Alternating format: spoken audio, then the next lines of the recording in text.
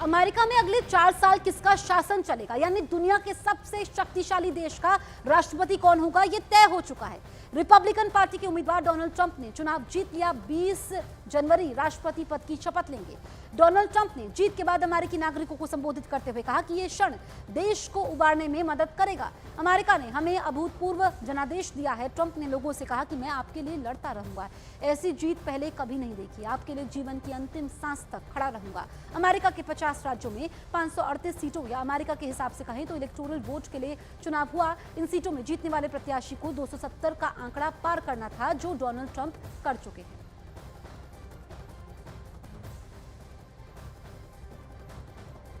Thank you very much. Thank you. Winning the popular vote was very nice. Very nice, I will tell you. It's a great feeling of love. We have a great feeling of love in this very large room, with unbelievable people standing by my side. These people have been incredible. They've made the journey with me, and we're going to make you very proud of your vote. I hope that you're going to be looking back someday and say that was one of the truly important moments of my life, when I voted for this group of people beyond the president, this group of great people. We are now winning in Michigan, Arizona, Nevada, and Alaska, which would result in us carrying at least 315 electoral votes, but that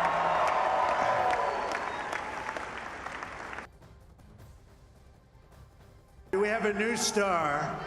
A star is born, Elon. Philadelphia and different parts of Pennsylvania, campaigning. But he's a character, he's a special guy, he's a super genius. We have to protect our geniuses. We don't have that many of them.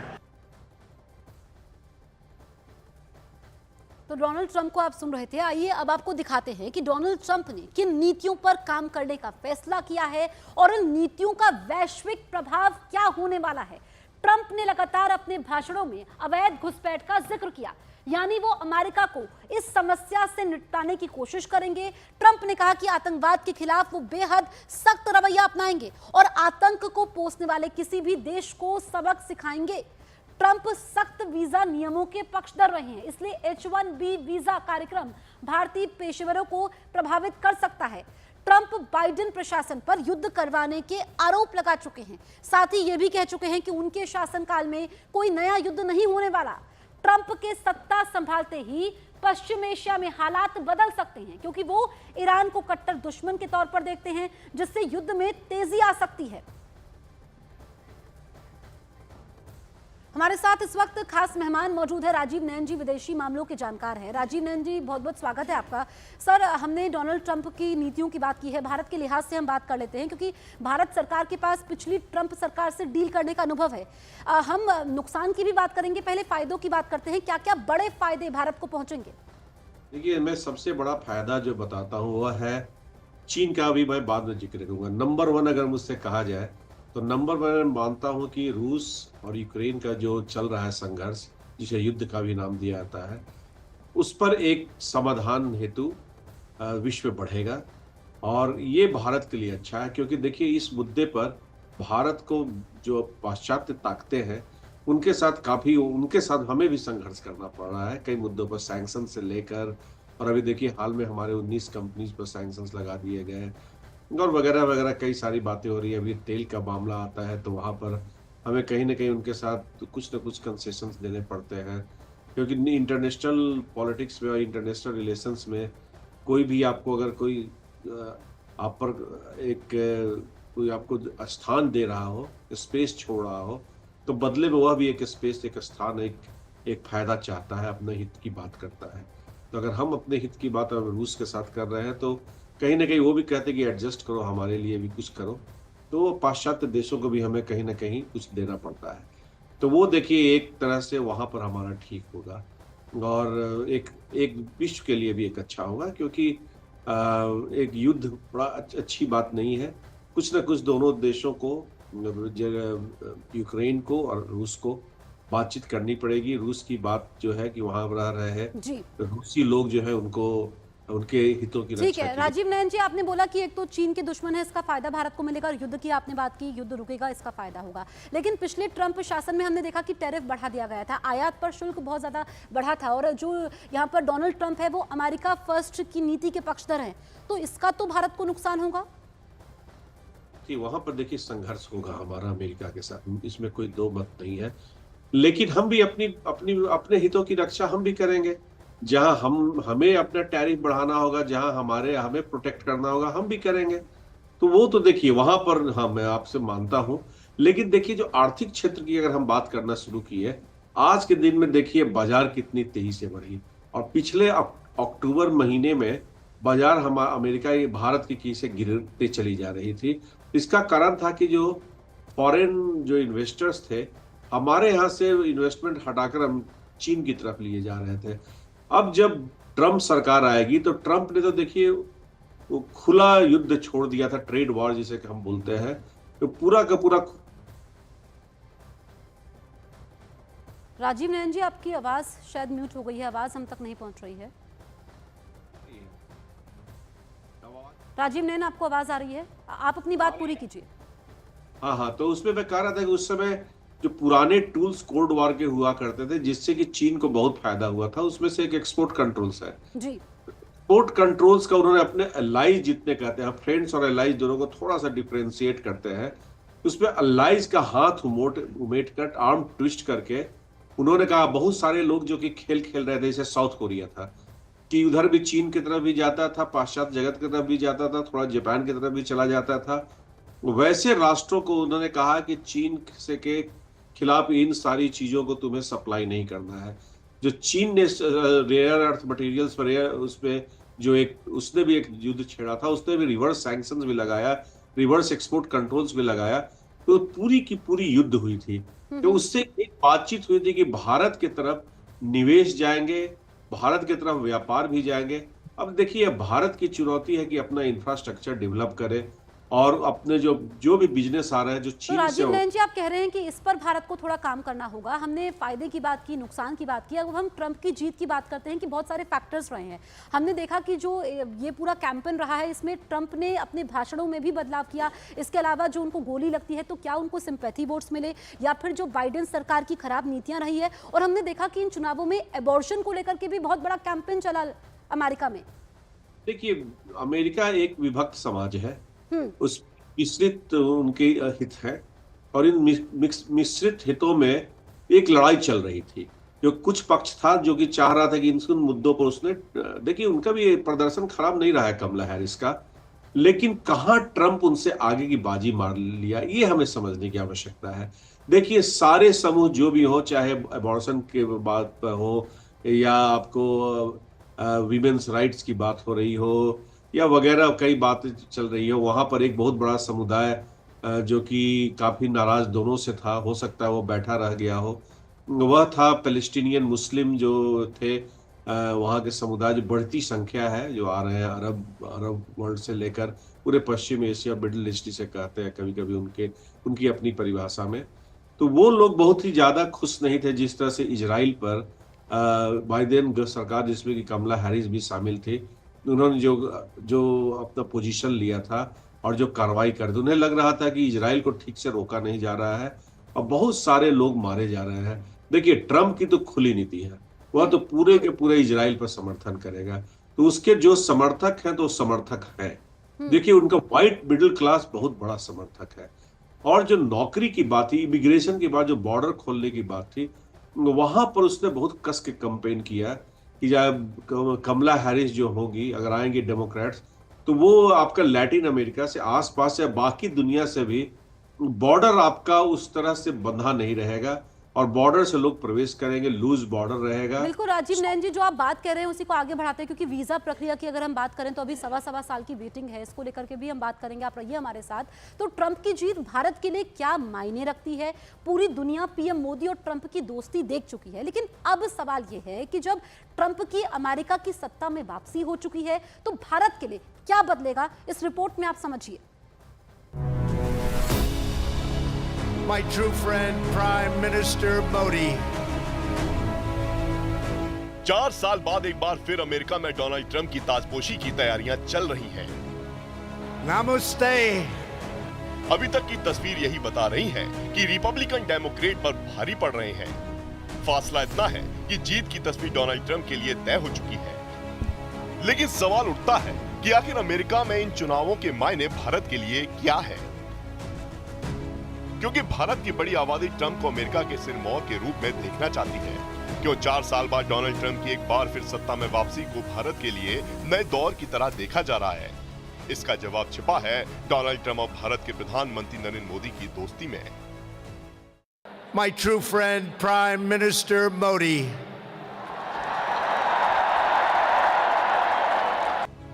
Trump और मोदी की दोस्ती की चर्चा समय समय पर होती रही है। अमेरिका में हाउडी मोदी कार्यक्रम में पीएम मोदी का वेलकम हो या भारत में डोनाल्ड ट्रंप की शानदार मेजबानी हो, ऐसे कई मौके आए हैं जब ट्रंप ने नरेंद्र मोदी की दिल खोलकर तारीफ की है। हाउडी मोदी कार्यक्रम की चर्चा इसलिए भी होती है क्योंकि किसी भी विदेशी के लिए अमेरिका में यह सबसे बड़ी सभाओं में से एक थी। इस कार्यक्रम में 50,000 लोगों के सामने डोनाल्ड ट्रंप ने नरेंद्र मोदी की मेजबानी की थी। Love this gentleman to my right. They really do. Those people went crazy.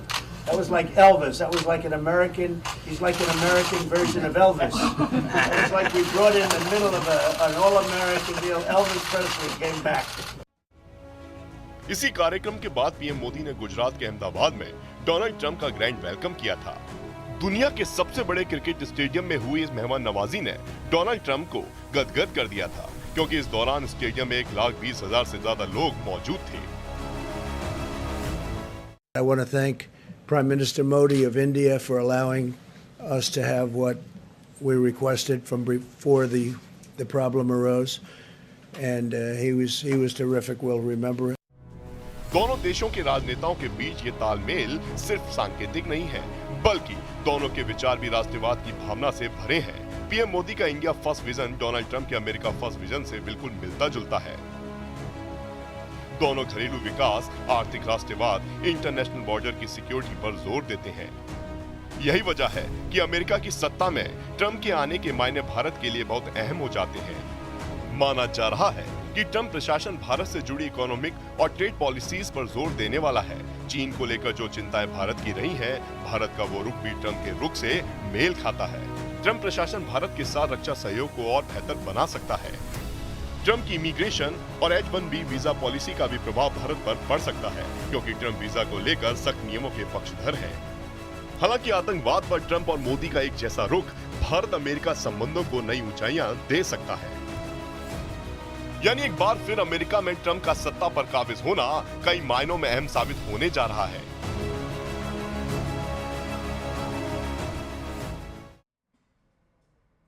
Rajiv Nayan विदेशी मामलों के जानकार लगातार हमारे साथ बने हुए हैं। राजीव जी, तमाम मुद्दों पर हमने बातचीत की है, हम वीज़ा प्रक्रिया पर भी बात करेंगे, लेकिन उससे पहले एलॉन मस्क की बात कर लेते हैं, जिनकी चर्चा काफ़ी ज़्यादा हो रही है। बड़े बिजनेसमैन हैं, जिस तरीके से उन्होंने पूरा कैंपेन में पानी की तरह पैसा बहाया, और खुद ट्रंप की गिनती अमेरिका के सबसे अमीर लोगों में होती है, क्योंकि उनको पिता का कारोबार विरासत में मिला।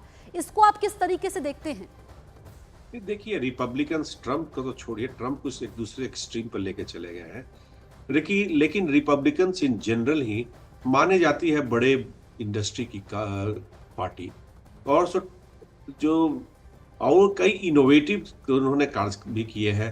तो उनके थिंक टैंक्स अभी थोड़ा सा ट्रंप से जो वहाँ का बुद्धिजीवी वर्ग है, जो कि रिपब्लिकन्स का भी बुद्धिजीवी वर्ग है, वो बहुत प्रसन्न नजर नहीं आया था। और उसमें से कई लोग डेमोक्रेट्स को पहले हिलरी क्लिंटन की तरफ बढ़े थे, और इस बार उन्होंने अपने कमला हैरिस की तरफ अपना समर्थन दिया और अपना विश्वास प्रकट किया। लेकिन उनके पास कई तरह की सोचें रहती हैं, और एलन मस्क जैसे लोग जिनके पास पैसे भी है, आपने सही बताया, उन्होंने ट्रंप को इस लड़ाई में काफी मदद की, नो डाउट अबाउट इट। और साथ साथ अपनी कमला हैरिस ने भी इस बार प्रचार पर काफी पैसा रेज, उन्होंने काफी पैसा खर्च किया, फंड रेज भी किया और फंड स्पेंड भी किया, दोनों खर्च भी किया, लाया भी पैसा। तो इस वक्त काफी पैसे खर्च हुए हैं। जो आंकड़े आ रहे हैं, कभी कभी चौंकाने वाले आंकड़े हैं कि नई मीडिया की तरफ उनका ध्यान था। कई जगह जहां पर आप पहुंच ऐसे नहीं सकते हैं, आप कैंपेन नहीं कर सकते हैं, वहां पर उन्होंने काफी बड़ी संख्या में उन्होंने खर्च किए थे। और इन सब के लिए निश्चित ही ट्रंप को चाहिए एलन मस्क जैसा, जो कि अपना स्पेस प्रोग्राम रखे हुए हैं और वहाँ पर टूरिज्म करा रहे हैं, स्पेस टूरिज्म आजकल। तो इस तरह के लोगों जी। के यहाँ निश्चित ही उनको काफ़ी बड़ा समर्थन मिला था। बिल्कुल राजीव नयन जी, और इसीलिए संबोधन में उन्होंने एलन मस्क का नाम लिया, शुक्रिया अदा किया। आप रहिए हमारे साथ, लौटेंगे हम आपके पास। तो 2 जनरेशन पहले डोनाल्ड ट्रंप का परिवार जर्मनी से अमेरिका आया था। ट्रंप के दादा ने अमेरिका पहुंचकर नाई का काम शुरू किया। इसके बाद परिवार की किस्मत ऐसी बदली कि ट्रंप फैमिली ने कभी पीछे मुड़कर नहीं देखा। कारोबारी बनने से लेकर राष्ट्रपति बनने तक की नई कहानी आपको इस स्पेशल रिपोर्ट में हम दिखाते हैं। 2016 में जब डोनाल्ड ट्रंप पहली बार अमेरिका के राष्ट्रपति बने, उसके बाद ट्रंप को लेकर कई तरह की दिलचस्प कहानियां अखबारों में छपती रही। ट्रंप का व्यक्तित्व बेबाक है। वो जितना छिपाते हैं उससे ज्यादा खुद के बारे में बताते हैं। डोनाल्ड ट्रंप के दादा फ्रेडरिक जर्मनी के रहने वाले थे। अमेरिका आकर फ्रेडरिक ने नाई का काम करना शुरू किया। कुछ पैसे इकट्ठा कर लेने के बाद उन्होंने अलास्का में खनन के बिजनेस में हाथ आजमाया। उनका ये बिजनेस चल पड़ा। उनकी खदानों से खूब सोना निकला। ट्रंप चांदी के चम्मच के साथ पैदा हुए हैं। ट्रंप के पिता फ्रेड ट्रंप ने जी तोड़ मेहनत कर खड़ा किया ट्रंप एम्पायर, जिसकी सीढ़ियां चढ़ते हुए ट्रंप अमेरिका ही नहीं दुनिया के बड़े रियल एस्टेट कारोबारी बन गए। और फिर 1980 के दशक से पैदा हुई सियासत करने की ट्रंप की इच्छा को पंख लगा 2016 में, जब ट्रंप राष्ट्रपति चुनाव में भारी जीत हासिल कर व्हाइट हाउस में जा बैठे। फ्रेड के 5 बच्चों में डोनाल्ड ट्रंप चौथे हैं। अमेरिका के न्यूयॉर्क में 14 जून 1946 को डोनाल्ड ट्रंप का जन्म हुआ था। ट्रंप ने 7वीं क्लास तक की पढ़ाई न्यूयॉर्क शहर में की। ट्रंप को 13 साल की उम्र में ही मिलिट्री स्कूल जाना पड़ा। ट्रंप के जीवनीकार मार्क फिशर के मुताबिक डोनाल्ड ट्रंप मिलिट्री स्कूल में भी अपने साथ पढ़ने वालों पर चीखते और चिल्लाते थे। पिता से मिली परवरिश ने ट्रंप को स्वाभाविक तौर पर प्रतिस्पर्धी बना दिया था। मिलिट्री स्कूल में भी उनका वही रवैया रहा। यहाँ भी वो सभी के साथ प्रतिस्पर्धा करते थे। ट्रंप राजनीति में आने के बाद भी यही सब करते रहे। 2020 में जब उन्हें हार मिली तो इसे कबूल करने से उन्होंने इनकार कर दिया। नतीजा कैपिटल हिल कांड हुआ। ट्रंप आसानी से हार मानने वाली शख्सियत नहीं है। 2020 का चुनाव हारने के बावजूद राष्ट्रपति उम्मीदवार के तौर पर कोई भी रिपब्लिकन नेता ट्रंप को रिप्लेस नहीं कर पाया। ट्रंप ने एक एक कर सबसे पहले पार्टी में विरोधियों को हराया और फिर राष्ट्रपति उम्मीदवार के तौर पर 2024 के चुनाव में जगह पक्की की। 1964 में मिलिट्री स्कूल से पास आउट होने के बाद ट्रंप ने 2 साल तक फोर्डहम यूनिवर्सिटी में पढ़ाई की। उसके बाद पेंसिल्वेनिया यूनिवर्सिटी में ट्रांसफर ले लिया। यहाँ उन्होंने रियल एस्टेट प्रोग्राम में शिक्षा हासिल की। इसके बाद ट्रंप ने 1968 में इकोनॉमिक साइंस में डिग्री हासिल की। एजुकेशन के बाद ट्रंप ने बिजनेस में खूब नाम कमाया। 1960 के दशक में दिवालिया हो चुके कमोडोर होटल को खरीद लिया। रियल एस्टेट ही नहीं, कैसीनो बिजनेस। 1984 में ट्रंप प्लाजा और 1990 में ट्रंप ने ताजमहल जैसे कैसीनो बनवाए। हालांकि इसे बनाने में ही ट्रंप कंगाल हो गए। कुछ साल बाद न्यूयॉर्क टाइम्स ने ट्रंप के बारे में लिखा, ट्रंप सफलता के ऐसे पर्याय बन चुके हैं कि उनकी कंपनियों का दिवालिया होना भी उनकी प्रतिष्ठा को डिगा नहीं पाया। शायद दूसरों पर लागू होने वाले नियम ट्रंप पर लागू नहीं होते। ट्रंप ने बिजनेस में जितना नाम कमाया, पर्सनल लाइफ में उतने ही बदनाम हुए। 1977 में नए साल के शाम ट्रंप ने इवाना को शादी के लिए प्रपोज किया। 9 अप्रैल 1977 को दोनों ने शादी कर ली। इवाना और ट्रंप के 3 बच्चे हुए। इनमें डोनाल्ड जूनियर, बेटी इवांका और सबसे छोटा बेटा एरिक शामिल है। शादी के 8 साल बाद ही दोनों के रिश्तों में दरार पड़नी शुरू हो गई। 1985 में ट्रंप की एक मॉडल मार्ला मेपल से टेनिस मैच के दौरान मुलाकात हुई। इसके बाद दोनों का अफेयर शुरू हो गया। ट्रंप ने हॉलीवुड की फिल्मों और सीरीज में एक्टिंग का काम भी किया है। ट्रंप आधिकारिक तौर पर 2015 में अमेरिका की राजनीति में कूदे। उन्होंने रिपब्लिकन पार्टी की तरफ से राष्ट्रपति उम्मीदवार के तौर पर चुनाव लड़ने की घोषणा की। ट्रंप ने मेक अमेरिका ग्रेट अगेन के नारे के साथ अपने प्रचार अभियान की शुरुआत की। ट्रंप ने विदेश नीति के मामले में अमेरिका फर्स्ट की पॉलिसी पर जोर दिया। ट्रंप की नीतियों को लेकर अमेरिकी बटे हुए हैं, लेकिन ट्रंप को चाहने वालों की कोई कमी नहीं है। इस बार ट्रंप जीतते हैं तो उम्र के इस पड़ाव पर जब वो 78 साल के हो चुके हैं, उनके व्यक्तित्व में बदलाव लगभग नामुमकिन है।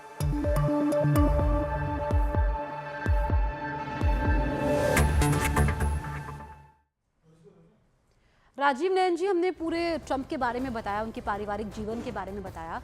अब हम बात कर रहे थे भारत और अमेरिका के रिश्तों के बारे में। वीज़ा प्रक्रिया की बात अधूरी रह गई थी। जो वीज़ा प्रक्रिया है, क्योंकि अभी जो वेटिंग पीरियड है वो 1 साल से ऊपर है, तो क्या इसमें सुधार होगा या फिर और जटिल होंगी चीज़ें? इसके बारे में ज़रा बताइए। देखिए, वीजा प्रक्रिया जो है, वीजा जो हमें दिया जाता है उनकी आवश्यकताओं के अनुसार दिया जाता है, और ये हम एक सर्विसेज जो प्रोवाइड करती है इंडिया, और वो कहती है कि भाई आप हमारे लोगों की आपको आवश्यकता है, तो इसको थोड़ा सा आप इसको सरलीकरण कीजिए। तो इसके ऊपर कहीं कहीं जटिलताएं आ जाती है। H1B वीजा की उधर कई बार आपने समाचार पत्र में पढ़ा होगा। अभी आज के दिन में कई कारणों से कुछ ज़्यादा ही लंबा ये दौर चल रखा है, और विशेष करके अब उधर तो नाम दे रहे थे कि कोरोना के चलते, कोविड के चलते, लेकिन अब तो वैसी कोई बात रह नहीं गई है, और उसमें लॉटरी सिस्टम से लेके कई आ रहे, तो उनकी खुद की कंपनी इस बात से नाराज रहती है कि वहाँ की ब्यूरोक्रेसी ने एक कॉम्प्लिकेशंस पैदा किया है, और क्योंकि उन्हें लोग चाहिए। भारत में अपना शिक्षित प्रशिक्षित लोग, स्किल्ड मैन पावर भेजता है। हम वैसा नहीं है कि मेक्सिको जैसे लोगों को भेजते हैं, हम तो अपने से ठीक लोगों को भेजते हैं। तो देखिए, अब ट्रंप के आने से निश्चित ही बड़ी कंपनियां, जो भी हमने थोड़ी देर पहले सेगमेंट में बातचीत की थी, कि बड़ी कंपनियों का उन पर असर रहता है, प्रभाव रहता है। तो इन कंपनियों को बातचीत करनी चाहिए ट्रंप से कि अगर आप हमारे स्किल्ड मैन पावर को रोकेंगे और जब आवश्यकता है आप प्रतीक्षा करते रहेंगे, तो उनका व्यापार पर असर होगा। तो हमें आशा करनी चाहिए कि ट्रंप सरकार इस बात पर ध्यान देगी, और ट्रंप सरकार इस चीज को देखेगी कि जल्दी से जल्दी एक्सपीडाइट किया जाए, वीजा प्रोसेस को सुधार किया जाए। अगर नहीं सुधार करेंगे तो उनकी कंपनी सफर करेगी। जो इतने सारे प्रॉमिसेज उन्होंने इकोनॉमिक ग्रोथ का दिया है, वो बस वादों में ही रह जाएगा।